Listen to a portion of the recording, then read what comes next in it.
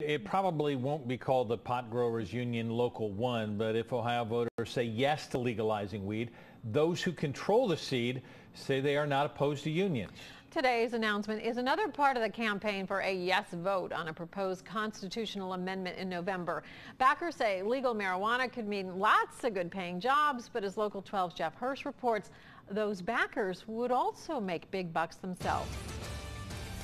Well, the union involved in today's announcement is the United Food and Commercial Workers, UFCW. UFCW could also stand for, not officially of course, the United Food and Cannabis Union if voters approve Responsible Ohio's amendment.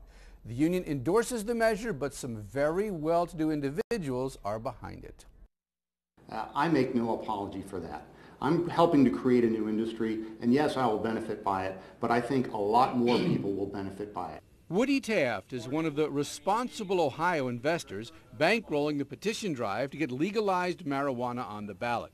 If that measure passes, Taft and his fellow investors would be the only ones in Ohio who could legally have pot farms. The constitutional amendment limits Ohio to 10 marijuana farms, all controlled by the people financing the ballot initiative. The Butler County farm will be owned by business people Dudley Taft, Woody Taft, singer Nick Lachey, and 3 others. Claremont County, media mogul Frank Wood and 1 other. Hamilton County, businessman William Foster, former Bengal Frosty Rucker, and basketball legend Oscar Robertson. Backers say they're acting because Ohio lawmakers have not. If I had more faith in our legislature to do something about this issue, then I don't think this would be necessary. Myself and many other investors, much more than 10, are putting up a collective $20 million of our own money, which is fully at risk. I'm not only doing that, but I'm putting my reputation, not only in my community, but as a businessman here in Ohio, at risk. All so that I can create, with this new industry, thousands and thousands of new jobs and create hundreds and hundreds of millions of dollars of tax revenue that will go straight to county and township levels. Taft and the other local investors say they are not trying to buy a constitutional amendment to enrich themselves.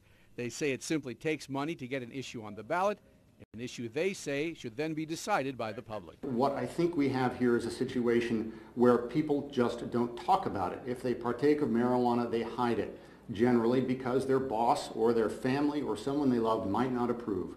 I think those days should be gone.